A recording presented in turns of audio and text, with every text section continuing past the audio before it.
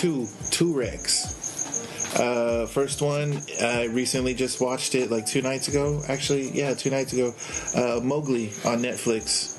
It got a 53 on Rotten, which is 53, really? yeah, I hate which those is guys. whatever. But it's rated PG-13.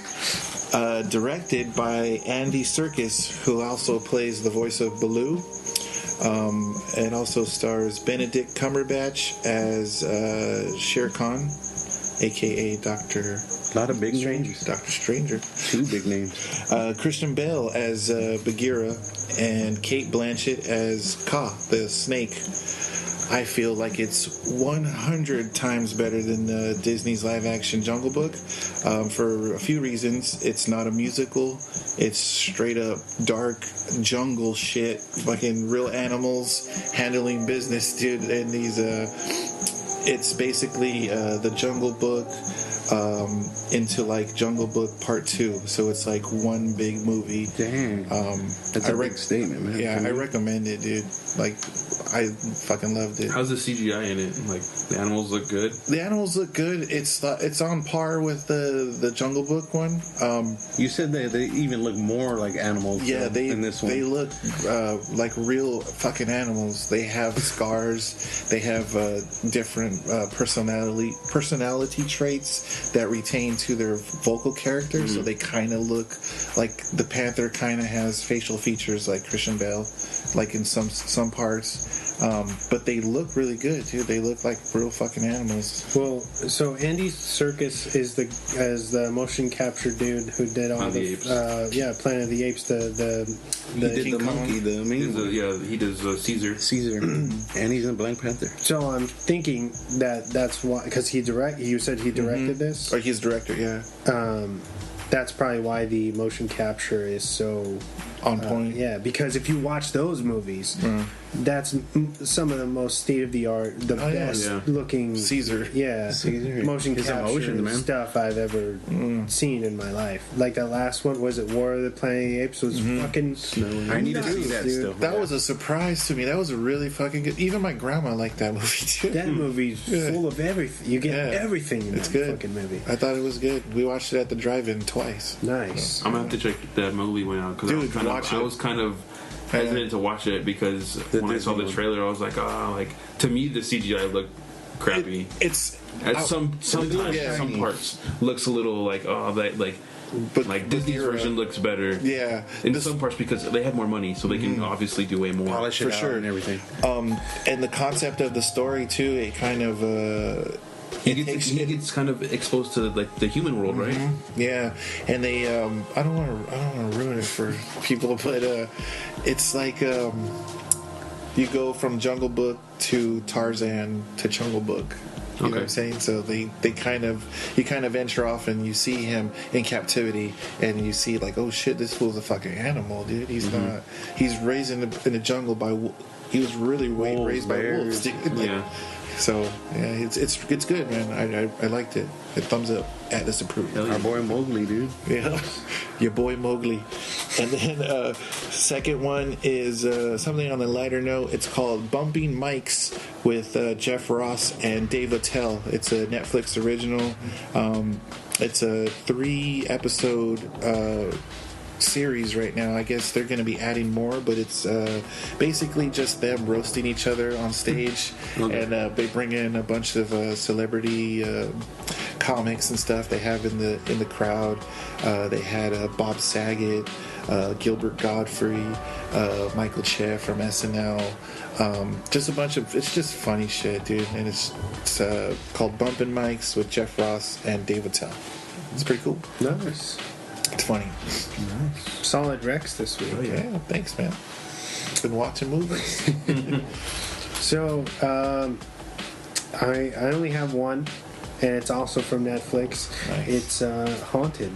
which I guess has been out since October, but it's, I guess, fucking Netflix's algorithm is fucking horrible. Yeah. So I barely saw that was even available the other day, and I watched the first episode. And basically what the show is about, it's grounded in reality. Mm-hmm. It's real paranormal stories, paranormal confessions, where these families kind of sit around in a room, and sometimes they'll have like a specialist in there giving feedback and stuff, and they tell their story, and then there's a reenactment intercut with that story. Oh, nice.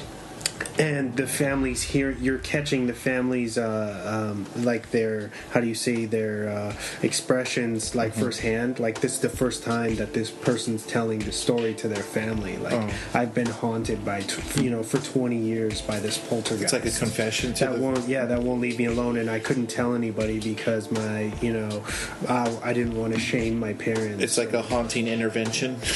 Yeah, that's what it feels like, because they're all fucking extremely sad, and I mean that. Yeah, they're really. It's like really melancholy, and makes you kind of feel bad for watching it at the same time. Yeah. But then the reenactments are really fucking good, like movie quality stuff. It's called Haunted. It's on Netflix. It's only got like maybe 7 or 8 episodes. I hope it gets greenlit for another season, because there's Netflix doesn't really have too much like that, and it's gritty because they don't have those basic cable guidelines. So they say they use curse words. There's nudity. The tension is high. It's doing something where you feel that there's higher stakes. The weight, right? Yes. Situations. Yes. They really, really put like a lot of heart into that, and so much so that the stories, I don't want to ruin any of them for anybody, especially you guys. I want you guys to check this out for yourself. But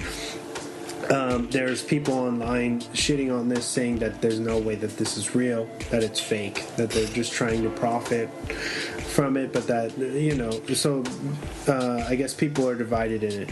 Okay. But check it out. Let me know what you think. Yeah. It's called Haunted. It's fucking scary. I don't give a fuck what anybody says. That shit is real, fool. And also, that's it. It really dabbles in. It shows you how much it's how do you say, like, little, when little kids come to their parents or any kind of family member, they're always like, oh, you're fucking stupid. Yeah, they disregard it as like you're just like, tripping. Like you're imagining stuff, like your kid, you're just imagining. And it really dives into that, like the disbelief of your family and the emotional toll it takes on you. Later on, when you're fucking when you're growing up and you still have these kind of this like post-traumatic stress. Anyway, check it out. It's insane. Yeah. And then that's it. Yeah, that's it for my Rex. If you guys want to jump into Upgrade. Oh, yeah. 5, 4, 3, 2, 1. And now for the movie focus of the week. Alright, so this week we're talking about Upgrade, which is 2018. It came out earlier this year. It's a thriller. It's 1 hour and 40 minutes, and it's got a smooth 86 on Rotten. Wow, nice. Nice. It was James's pick. Yeah. Thank you, James. Solid focus. Basically, it's in the near future about a couple who's assaulted on their way home, leaving the woman dead and the man severely injured. Enter a state-of-art technology known as STEM, written and directed by Leigh Whannell, who we know from the original Saw. He wrote that, and he's actually not the blonde dude, but the other guy, the photographer that's trapped in the room. That's this director from the original film. There's 2 guys trapped in the room in the very first movie, and he's one of them. If you can, from Saw. He's the guy that looks like fucking the Linkin Park guy, right? Which one? the two guys that are trapped in the room, he's the younger guy. Yeah. Yes. He looks like fucking Chester, dude. Looks like Chester. Really? You think so? A little bit. Maybe it's just me. I don't know. I would have to see them up to maybe next. I'll send you something. Leigh Whannell also he wrote all of the Insidious films, nice. And he directed the third one. A lot of horror for that guy. Yeah. Well, yeah. You could tell where his roots come from. But anyway, what did you guys think of the film? It was all, besides me, I had seen it. Everyone else, it's a fresh first view, right? Should let James. It's his pick, man. Let's go then. James's pick. I thought this was pretty entertaining. I think the whole interaction between Stem and what's the guy's name? Gray. The interaction between them the whole time is pretty hilarious, and it kind of breaks that seriousness throughout the film, where he's kind of like, what the fuck's going on? Like, in the first time he fights the guy in his house, and it's kind of like he's just kind of blown away by what he's doing himself. And I don't know, I thought it was a fun ride. Yeah, but I don't want to get into any spoilers yet. But what did you guys think? This is your first time seeing it too. Seeing it for the first time. I remember when the trailer came out, I told myself I wanted to see it. Just another movie I just didn't get around to see, but watching it tonight fucking blew my mind. I was really at some points, when your heart starts pumping and you're like really tense and you're anxious, like what the fuck's gonna happen next. I felt that in this movie, and I usually don't feel like that in the movies that I got caught up in the movie, I guess you could say.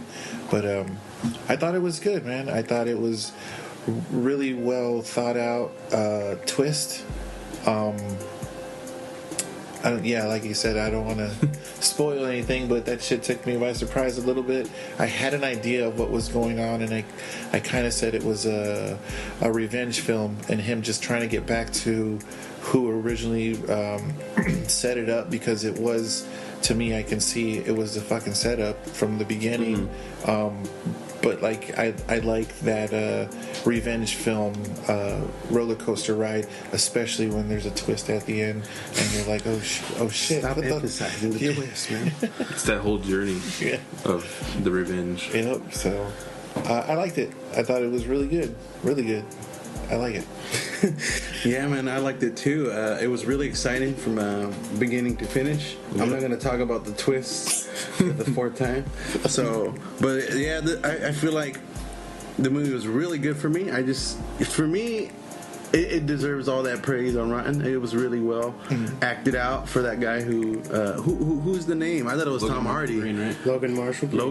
Tom Hardy, the poor man's Tom Hardy. Tom Hardy's Don't brother. say that. Oh, Dude, that's been established. I've seen that like in comments and posts. He's just as fucking good as Tom Hardy. yeah, he was really good. Really. I just always hear that when he's referenced, like, oh, who's that? We don't have Tom Hardy, but We have Logan Marshall. He's just an American. just Tom as Hardy, good. bro.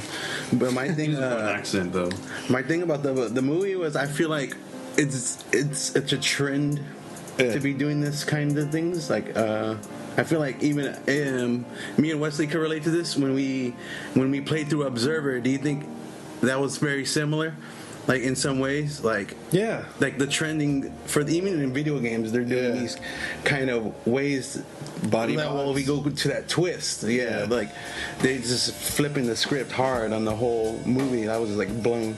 It's really cool. I think Shyamalan for doing a lot of that shit, because I seen twists in other movies, but once I started seeing twists in Shyamalan movies, that shit really opened my mind to you know what I'm saying? Shyamalan ding ding. Shyamalan, that guy. But yeah, I agree.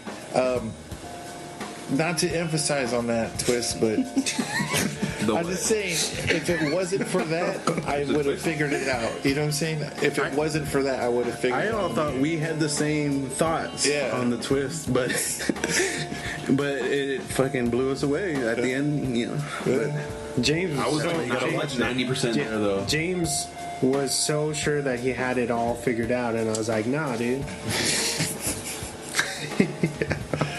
What did you think about it, man? Your first time seeing it, and then seeing it again in theater. How did it age well? Even though it's not even that old, but well, honestly, I'll try to do this without spoilers too. The film, like you said, it blew me away. I was very, very excited to see it because I love that filmmaker already, or him as a writer. So I knew this was like his first kind of standalone, like him writing something original, not something that's pre-existing for, chapters on at least for a while. And it was, I feel like it came out at the right time. It's got that sci-fi edge, but it still feels indie, like it's a like a smaller budget. They had a smaller budget, but it feels big. So it's like a small story in a big film.